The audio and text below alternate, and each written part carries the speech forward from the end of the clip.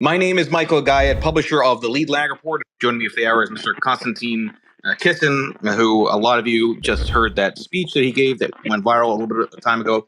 Introduce yourself here, Konstantin. Who are you? What's your background? And how'd you get so focused on going after woke culture? Yeah, so basically I was a stand-up comedian about 5 or 6 years ago. And we saw with my friend and co-host of my YouTube show, Trigonometry, Francis Foster, that the comedy industry was changing very rapidly. And things that didn't seem to be an issue, like in 2012, 2013, and the early and mid noughties, the more offensive you were, the better it was. And it suddenly changed where, and maybe to some extent even you could argue for the better, where suddenly the way that comedy was supposed to be was about not offending anyone, and you were supposed to have all the right opinions and all of that. I found very strange, because that to me seemed antithetical to the entire spirit of comedy, which was supposed, in my mind at least, supposed to be about pushing boundaries, challenging the mainstream narrative, whatever that narrative was at the time, all that sort of thing. And we went from that to this very regimented, very restrictive, very prescriptive climate. And I couldn't really work out what the hell was going on. And so we started my YouTube show basically to work out why what was happening in the culture was happening. And very quickly we realized it wasn't just happening in comedy. This was a thing that was affecting everything. And the more people we talked to, the more we saw that it's something that exists in the corporate world. It's something that exists in other areas of culture, whether that's music or theater or whatever. And it's just a pernicious thing that is affecting almost every area of our lives now. And so that's why I've been so focused on it, because I genuinely think it has very significant repercussions on how we do politics, on how we do culture, on how we deal with foreign threats like the invasion of Ukraine, like on all sorts of things. And that's one of the reasons I'm so focused on it at the moment. So this clearly was not an overnight phenomenon, right? I mean, to your point, it was kind of a gradual transition. You started noticing it, got more and more accentuated. I'm curious if you thought about if there was maybe a catalyst to that. I mean, I actually have some interesting thoughts as to how that would relate to monetary policy, which we can touch on. But is there anything that, as you look back over the last decade or so, that was sort of the spark, you think, that started all this? I think it's social media to a very significant extent, because social media has created the polarization that we see, because it's like the effect of, you're driving and someone cuts you up, and the way you might act in that situation is very different to the way that you would act if you didn't have the windshield in front of you separating you from that person. I think it's a dehumanizing effect of social media that has meant that people are more divided. But the reason the wokeness in particular, I think, is taken off the way that it has is, if you think about what social media does to ideas, is it elevates ideas that sound good, irrespective of whether they're accurate or true or not. And as long as an idea sounds good, it will do well on Twitter and other social media, even if it's, been tried 100 times and never worked. But as long as it sounds good, and I'm thinking of certain ideas in particular, I think people know what I'm talking about, then that is the sort of thing that is going to get traction on social media in a way that never would have done. And also the other part of social media is it creates a very disembodied experience. Like, one of the things I found very, very strange, as someone who comes from a very large family in which there are boys and girls, men and women. And so I've always been quite aware, and with my wife, we've always been into trying to understand each other, including by understanding how men and women differ.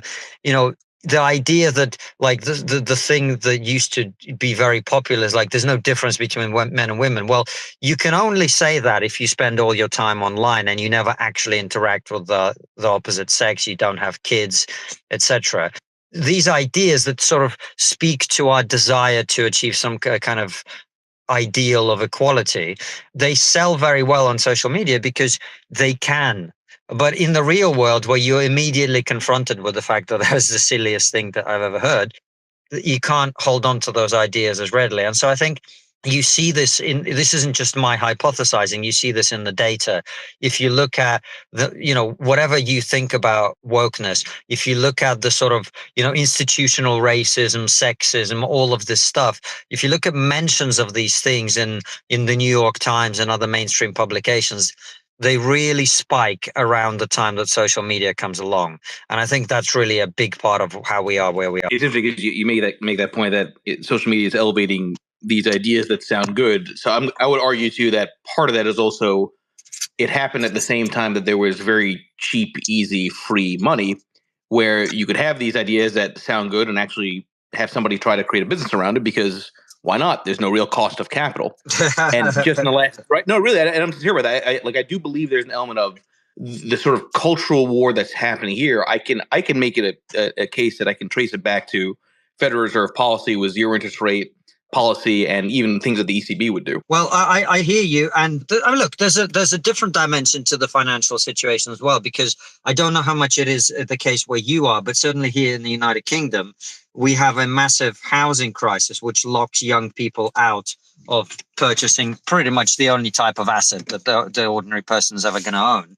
And because of that, you've created a generation of people who don't really have a stake in their own society. They don't have anything to preserve. And so expecting them to be grounded in reality, expecting them to be, protective of the status quo, if you like, or feeling like their country or the West more broadly, are worth defending, for example. It's hard to expect them to do that when the reality is they don't have a stake in that society and they don't feel like they have a stake in that society. And they may be 40 years old living in a flat share with 4 other people, unable to start a family, unable to get married, unable to settle down in any meaningful way, which are all the things that sort of make you a little bit more present to the reality of things. My wife and I had a boy 10 months ago, and there's nothing that forces you to confront the reality of life than being a parent, because whatever ideas you had in your head about, this is how I'm going to be this kind of parent, and then, things happen, this is reality I'm now having to be confronted with. I now have to adjust what I do to what's in front of me, as opposed to all these theories that I have in my head about the perfect world. And it confronts you also, with the, as you say, it's not just capital that has cost. Everything has a cost. And as long as you are able to forget that, because you live in this mythical online world where there are no trade-offs to anything, it's like whatever issue, I obviously talked in the speech that you played about the issue of the climate and net zero and so on. But any issue, we have arguments about, healthcare and the gun debate you guys have in America. People don't seem to understand that, my favorite quote from a guy I love, Thomas Sowell, is there are no solutions, only trade-offs. And we have forgotten about that because, as I say, we live in this sort of slightly rainbow unicorn world in which everything is possible. And the only thing that is stopping us from solving our problems is some evil guy in some evil office sitting there who really doesn't care about us and wants to take advantage, instead of realizing that life is difficult. Many things don't have solutions, and the moment you try to solve them, you create problems elsewhere. I think that's kind of the place that we've got to, and we are very detached and ungrounded as a result of the online world that we live in. Tweeted this a few times before, this idea that the moment you lose definitions, you lose society, right? I mean, we're getting to a point where even the definition of recession is debatable. Since you mentioned being in the UK, maybe just to level the playing field for the audience, when we use the word woke, is there a uniform definition there, or is woke in the UK different from woke in the US? Yeah, I don't know how different it is. And in between the two countries, I'm pretty sure it's fairly consistent. I mean, there are many definitions and they're all, highly contextualized. But I think, Eric Kaufman, who's a good friend of mine here in the UK, professor of politics, he says that wokeness is the sacralization of marginalized groups. And that is essentially the idea that, you have a hierarchy of different groups, whether that's racial, ethnic, sex-based, sexuality, whatever. There are essentially some groups are better than others. And this is, of course, I live in the UK, but I was actually born and brought up in the Soviet Union. And this is a straight, undoubtedly, no questions, remake of the Marxist idea. The Marxist idea was that there is this group of people who are the oppressors, and that is the bourgeois, the capitalists, or whatever, and everyone else, the workers and the peasants, the oppressed. Well, this is just a reapplication of that same ideology, which is why I think some people call wokeness a form of neo-Marxism, which I think it probably. Yeah, and I think obviously with that, I actually am not someone who thinks that. I don't have a problem with woke people having woke opinions. I don't have a problem with any people having any opinions, really, even if I despise their opinion and despise what they stand for. My issue with wokeness is about the tactics that these people use, which is rather than having a reasonable disagreement about the sort of things that reasonable people can disagree about, or even unreasonable people, the simple idea that we're entitled to have our own views even if other people don't like them. Well, wokeness comes along and it takes this very maximalist approach, which says that, no, your ideas that differ from mine are harmful, and therefore I must be protected from these terrible ideas that you have by being destroyed, attacked, shut down, by having your career ended, by going after you and your employer and so on. So I'm all for people having different sort of views, even if I personally think they're moronic, and there's quite a lot of views I think are moronic, particularly on the work side of things. It's the issue I have is with the tactics, and that's why I'm not left wing or right wing, because to me, both sides will often use tactics that I think are wrong and I despise. And frequently, one of the biggest issues, of course, around wokeness is free speech and the idea that people shouldn't be allowed to say what they think. And increasingly, I think you start to see that that's happening on both sides. Both sides are now calling for the people that have the opinions they don't like to be shut down or prevented from working or whatever. And to me, I oppose the tactics rather than the ideologies so much. Do you understand what I'm saying? Yeah, and I would actually, I tend to agree with that way of thinking. I wonder how much of this relates to the sort of decline of the family unit, right? I mean, there's a lot of studies that show that, to your point, you just kind of alluded to it, the moment you have kids, the moment you're forming a family, you tend to then shift to a more conservative mindset, right? And the older you get, you tend to be a little bit more conservative, to the extent that we're in this sort of global secular decline of marriages, of wanting to have kids to begin with. It seems that there's a causation there in terms of shifting to that more aggressive kind of woke left side of things. Well, I'd go back even further. I don't think it's, millennials and Gen Zers not having as many kids. That's the issue. The issue when you talk about family that no one wants to talk about, because you get called all sorts of names and you get into all sorts of trouble. But the fact of it is that a society in which you have rapidly increasing levels of single parenthood is a society in which a lot of children are left to be brought up by one of the parents, usually the mother. The father is absent, whether that's because, he was an asshole and he got kicked out for a good reason, or whether parents just are so obsessed with, having the perfect life and never needing to work through their problems that they are much more likely to split up now than they used to be in the past. Whatever the explanation for that is, I'm not saying either side, the men or the women or the whoever, is to blame, or both the parents are to blame.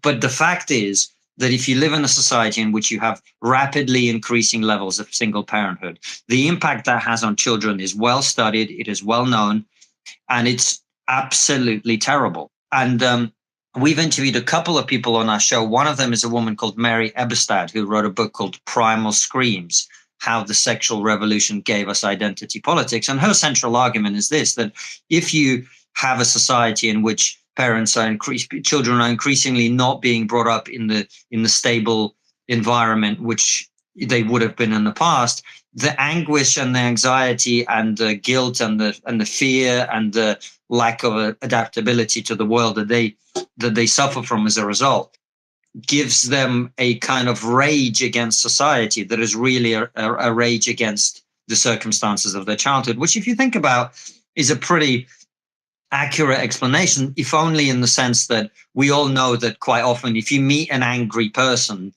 who claims to be angry about, someone got the ice cream order wrong, well, generally speaking, it's not that. And when I see 20-year-olds in one of the most prosperous, safe and comfortable societies in the history of humanity, which both the United States and the UK are, acting as if they are these great victims of life, I mean, it just makes me laugh, because it's clearly not the thing that they're complaining about that they're actually upset about, if that makes sense. Go to some of the audience.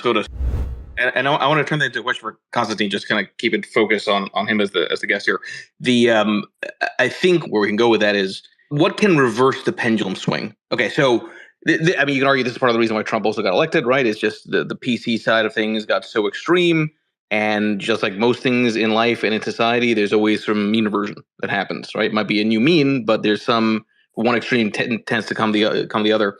Constantine, just given your own audience and what you're seeing and the kind of people that you talk to, do you get a sense that that pendulum swing has begun, or are we still in kind of this fighting of going back to open speech like that? Well, I don't believe that it's possible to go back to anything, really. I think I was actually very interested in what Street was saying there, because there's a few points I'd pick up. I mean, first of all, to your question, is the pendulum swinging back? I sense two things happening. One of them is that the pendulum is slowing, and I think that the idea that some people had that this runaway wokeness in our institution would be an ever accelerating force isn't accurate. I think some of it is starting to slow down, and here in the UK on certain woke issues, we're starting to make progress, not on others, but on some. I also sense that every action creates an equal and opposite reaction, and you're starting to see the wokeification of the anti-woke, where they think they're victims. They are now starting to develop speech codes about what you can and can't say. They are now essentially engaging in very similar tactics to the people that they've been opposing, which bothers me a lot. And I've been speaking. I see other people talking about it all the time. My friend Zuby, who's obviously very big on Twitter, he's been talking regularly now. I'm very pleased to hear it, about how the right is becoming whiny and victimy in the same way that the left was. And the things that put people off the left, people like me who came from the left, was precisely that. So you're starting to see those two things happening at the same time. And I suspect one of the things we got to be careful about is that as the pendulum begins to swing back, it doesn't overswing, which is always a danger. But the other thing about, political correctness, and coming back to the neo-Marxist angle of this conversation, I bet you most of the people listening to this don't know where political correctness comes from, unless, of course, they've read my book, An Immigrant's Love Letter to the West, in which I talk about the fact that political correctness comes from the Soviet Union. And it never had anything to do with preventing offense or protecting people's feelings or anything like that. It was always about one thing and one thing only, which was enforcing the party line of the day. The point of political correctness was that you could say to people, that may be factually correct, but it is politically incorrect. And what that meant was it is inconvenient to the party line. And so this is why I said I don't oppose woke ideas being some of the ideas that people are allowed to express in society. I genuinely believe in freedom and diversity of expression. But I oppose the tactics, and the tactics of that movement are abhorrent to me, which is the shutting down of people you disagree with, which is the demonization of people who have views that are different to us. I mean, we've just had whole brouhaha here in the UK because a football commentator compared the government attempting to restrict illegal immigration and the language they used around that to the 1930s in Germany. And this has become completely normalized. It is completely normal now for people to call those they disagree with the most horrible names, completely without any basis in fact. And it's simply a Marxist tactic, which is to shut down the people that you disagree with. So I oppose those tactics, and I think increasingly many people are waking up to the fact that if we continue to have our discussions in that way, we're just never going to get anywhere good. Well, I don't see wokeness as a particularly goal-driven movement. I mean, if you listen to the things that they say, I don't think any of them have a clue what they're talking about in terms of where they're trying to get to, because they're utopians. So this is why they're completely unable to understand that, for example, if you care about the problem of racism, you have to appreciate that you're never going to fully solve it. I mean, in a society in which you can't solve murder, you can't solve rape, you can't solve child molestation, what makes you think you're going to be able to stop people from being tribal along ethnic or racial lines? Now, you can make progress on those issues, but it's going to be limited. So I don't know that these people have thought particularly carefully about what it is that they're trying to achieve. But what it is they're trying to achieve in the negative sense is, I think they it's an ideology that is driven by resentment of the status quo. And if the status quo is in their head, as they conceive of it, the white heteronormative cis patriarchy or whatever other bullshit that they've come up with, it's essentially everything that makes our society what it is, right? The belief in science, the belief in reason, the belief in rationality, the belief in discourse, all of these Enlightenment values that you talked about. I believe that that is fundamentally the things that they resent the most, which is why their methods are so illiberal. This is why I really object to this is one of the, people say that Britain and America are two countries divided by a common language.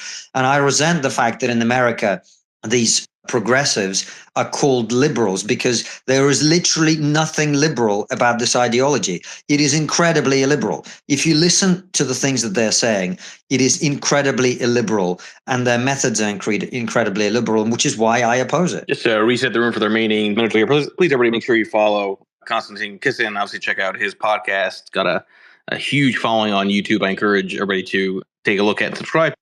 So I named the space, Konstantin, this a woke financial crisis, just given what's going on with Silicon Valley Bank. And now, obviously, a lot of these banks are under pressure in the Eurozone. And it seems like there's this narrative out there that part of this is related to, woke culture, that Silicon Valley Bank here in the States had pushed a lot of loans to, ideas, to companies that, had very kind of woke type of ways of framing businesses. Do you think any of that's valid or true? I'm not going at this from the perspective of your thoughts on the markets, but do you think that this got to the point where it might actually create some interesting systemic risk because all these ideas sounded so good and all these loans were made to all these woke entrepreneurs that really were not based on reality? Well, I don't know enough about the banking dimension of this to really be able to say. But from my perspective, one of the things I see more broadly is, and it is quite incredible. If you just step back, forget about whether you like it or not, or what you think about these ideas.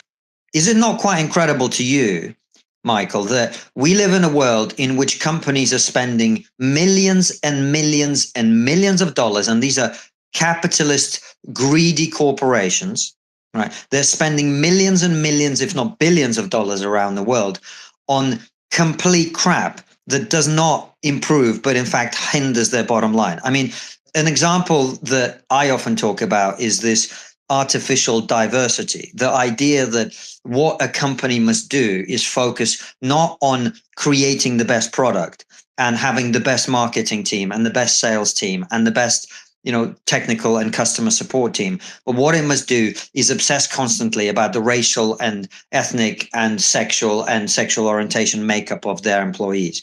To me, the fact that these ideas have been able to achieve that result just shows you how insanely powerful wokeness has been in shaping the institutions that we are now dealing with. Because what I'm saying now is complete anathema. And if I was in any corporate environment, large corporate, if I went into a large bank or a large corporate institution of any kind in the Western world that is not directly owned by the people who set it up and who don't give a shit about this stuff, everything I'm saying now would be sacrilegious. They would look at you like you were crazy, right? But I think it is crazy that companies, large companies, small companies, whatever, are focusing not on making the best thing for their customer at the best possible price in order to have the highest market share and the highest profits, but they're focusing on artificially messing around with the types of people they employ in a way that is highly discriminatory and in fact mirrors the exact sort of discrimination that would have affected people in the past. And this is the amazing thing to me. People like Ibrahim Kendi say, well, the solution to past discrimination is present discrimination. And it doesn't seem to occur to them that what they're doing now, present discrimination, will eventually become past discrimination and will result in discrimination again. And it's this endless cycle that we go round and round and round, instead of going, how about we just don't discriminate against people and hire the best people? And I've seen this with Trigonometry, our YouTube show. We employ probably over 10 or maybe even a dozen people now in various roles. We don't give a shit about diversity, and we have an incredibly mixed team as a result, because if you live in multi-ethnic society like the ones that we have in America and in the UK, and you simply employ the best people that are available, you will inevitably end up with a diverse group of people. That's just how that works. But for some reason, people don't get that. And so I don't know that it specifically relates to your question about banking, and you'd have to get someone on who's an expert in that area. But broadly speaking, are we creating perverse incentives? Absolutely. Well, on the comedian side, I think that there is a type of comedian I very quickly discovered when I entered the world of comedy, that my idealized version of it, which is, everyone there is a free thinker and is trying to think for themselves and push against the common narratives and find flaws with whatever we're being sold. That's bullshit. 99% of comedians are completely conformist. They would rather get along with other comedians, most of whom are going to lean towards this progressive mindset, than say anything original or interesting. But there is a small minority of comedians who've always been interested in that. And so, a lot of them are naturally contrarian or unwilling to go along with the bullshit. And also, if you can make something funny, as I hopefully did with my speech, if you throw in a few jokes, it's the sugar that makes the medicine go down, as we say.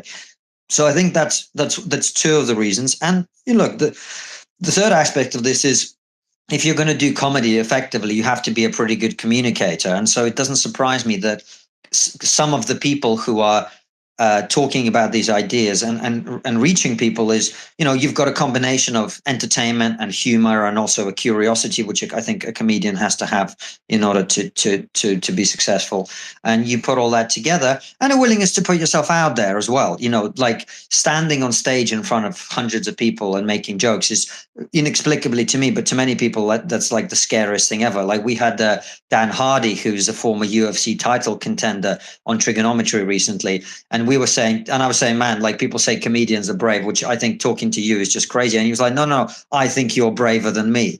Like, that's how people think. So given that there's a lot of pain that often comes from speaking up in the modern world, it doesn't surprise me that comedians who've trained themselves to stand up in front of other people and say things that sometimes people aren't going to like or are going to judge or not laugh at, that they're willing to be some of the people who speak up. Interesting question. I don't think so. I believe wokeness plays a part in why Vladimir Putin was able to, or felt able to, invade, but not in the way that he says. So the idea that Vladimir Putin is invading Ukraine to stop, LGBT spreading is just complete rubbish. Complete, utter rubbish. And the reason Putin says this, and he says it not just in the last speech, he says it in every speech that he does, is he's pandering to two audiences simultaneously. He's pandering to a domestic audience who lap that up because it gives him a way to say, well, we have traditional values here in Russia, and these, Americans and Europeans and whatever, they've gone off the rails. And that plays to his domestic audience very well. And it also is a tool that he uses, because, look, for all the criticisms that you can make about Vladimir Putin and his people, because they care about one thing and one thing only, which is effectiveness, rather than ideology per se, it means that they essentially are not constrained by the ideology in that way. So he can basically play to Westerners who are fed up of some of the elite obsessions like wokeness in the West. And, you can see from the way some of the online discourse is going, particularly elements of the anti-woke group of people who've gone completely off the rails in terms of talking about the conflict in Ukraine. That message is resonating with some of them, and to the point where there are some people who genuinely think in the West that Vladimir Putin is some kind of beacon of Christian values. This is a guy who has a number of children out of wedlock with a mistress that he keeps in Switzerland, by the way, and the rest of his children live outside the Russia as well. So it's complete nonsense, but it's a very effective talking point in order to persuade people who probably don't know anything about Russia and don't know anything about Vladimir Putin. But it's a talking point that sounds good to them, because it's like the thing that we are all trapped in now, where we all want to hear what we already believe fed back to us by someone else. And so it's been quite effective. The reason I do think wokeness plays a part into it is, it creates the perception that the West is more divided even than it is. And the West is quite divided internally and between different parts of it, of course. But it sort of feels, as an outside observer, I imagine, that we're very distracted and we're very weak. And the values that we're instilling, if I'm sitting in Russia watching some American or British recruitment ad for the military, where it's not about killing the enemy, it's about making sure everyone's got a fucking rainbow flag on their bulletproof vest, like that, to me, is something that would make me think, well, these people are going to be ripe for the pickings. This is an easy target for me. These people aren't going to challenge us. And actually, what we saw in the last year is that it's not quite as true as people might have thought. But I certainly think that it would have given encouragement to our enemies, because they think they can influence and they can essentially create an environment where a significant portion of the Western body politic is not willing to stand up for Western values because they hate Western values, right? And we've seen that through, society. And this is why I always say wokeness is dangerous, because if you have a society in which people despise the very founding principles and the building blocks of their own society, well, of course, they're not going to want to defend it. If you hate a society, why would you want to stand up for the very values that you despise?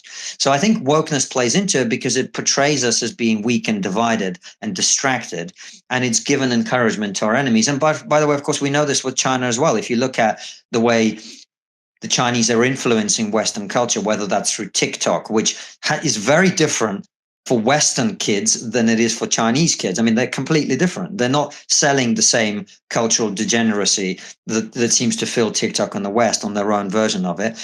And if you look at their ability to avoid criticism through their capture of Hollywood and the NBA and so on and so forth, it's given them cultural power because we've been divided and distracted in that way. So I think that's how it plays into it. That's my opinion. Maybe just for the remaining few minutes here, Konstantin, the immigrant's love letter to the West. And this kind of goes a little bit to your own origin story. First of all, why'd you put that book out? It's obviously gotten tremendous reviews. I'm seeing the audiobook has got 400 plus reviews on Amazon. What was the impetus for you to put that out there, and what's sort of the main idea there? Well, without sounding too messianic about it, I feel that I'm in a quite unique, and to use that awful term that we now all use, privileged position, which is, as a first-generation immigrant, as someone who's relatively dark-skinned, as someone who experienced racism in the West growing up, as someone who's got a foreign name and all the rest of it, I'm in a quite privileged position where I'm able to articulate things that, a British or American-born straight white guy would struggle to do. And even with my sort of not Western, immigrant privilege, as I like to call it, it wasn't easy to get it published, let's say. There are not many literary agents or publishers that would want to publish something like that. But nonetheless, I felt that I had the opportunity to do that. And, with the size of audience that we've built with Trigonometry, it also meant that, when I'm coming to a publisher, I'm offering something that means they have more of an incentive to publish the book. And therefore, I felt that I have a responsibility to say the things that I believe about this issue in a way that people could hear, and they could hear someone sensible. Because this is, again, we talked about the potential overswing of the pendulum in the other direction. There are a lot of people now who've become very, very radicalized, I think is the truth. There are a lot of people who've become radicalized by seeing some of these movements. And so the way that they want to respond to them is very angry. It's very bitter. It's coming from a place of equal victimhood. And I don't believe that that is persuasive. And I felt that as someone who tries to be a little bit more moderate about things and be constructive, as I hope my Oxford speech did, in actually seeking to persuade people who don't already agree with me, rather than simply monetizing the angry clicks from people who agree with me already. There was a potential to obviously no book is ever going to, change the world, but I had an opportunity to contribute to the conversation in a way that would take it forward, rather than feeding into this locked cycle of hate versus hate from both sides. And so I felt a moral duty and an obligation, really, to use the opportunity that I had to say some of the things that I felt people needed to hear. And also, this is the other problem that we have in the West is we teach history so badly that a lot of people have absolutely no idea where any of these ideas and movements are coming from.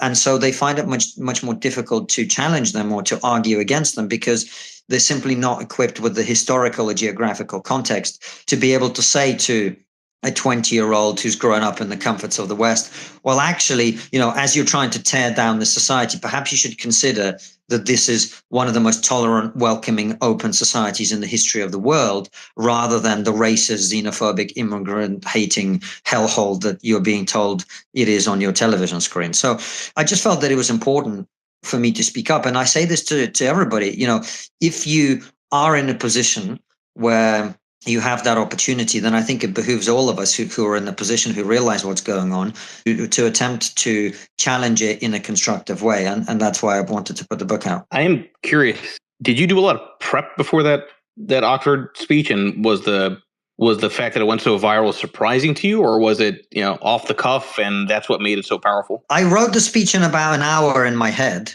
But I'd been ruminating on the ideas for a while, because what happened was they contacted me to do this debate, and they were like, oh, the subject of the debate is, has woke culture gone too far? And I was like, oh, no, not again. I'm so tired of talking about this. I really can't be bothered, blah, blah, blah. But then I realized that that's an opportunity to come at it from a different angle and to actually talk to these young people who I was speaking with about essentially something that they care about. That's why I made the speech about climate change, because we're told that young people, they care about that more than any issue. So I was like, how can I communicate to them that even if you believe that climate change is the most imminent problem facing humanity, the woke approach is not going to solve that problem? And so it took me about an hour, and I kind of had it in my head. But then what happened was, many people don't know this, but I was supposed to be the first speaker on our side of the debate, and they had to switch it around. So I ended up being fourth. So all the usual arguments about wokeness had been made by that point very well by other people. And so I really had to lean into the stuff that wasn't about that. And in terms of it going viral, I have to say, and hopefully this doesn't sound too arrogant, but I really did think that it was on the night, I felt that it was likely to be the sort of thing that does well, because it's not an argument that most people have heard before. I felt that I made the speech well. The fact that, Oxford isn't, it's not some bastion of wokeness. There was people who already agreed with me in the room as well. But nonetheless, we won that debate. It was clear to me afterwards, people coming up to me, that, there were people who disagreed with me before, who were persuaded by some of the things that I said. And that to me is always something that I felt was likely to get resonance online. Yeah, and I think your experience, just from the comedian side, the delivery, right, and knowing how to control the audience and kind of those in quotes pregnant pauses, right? You obviously delivered it very very effectively.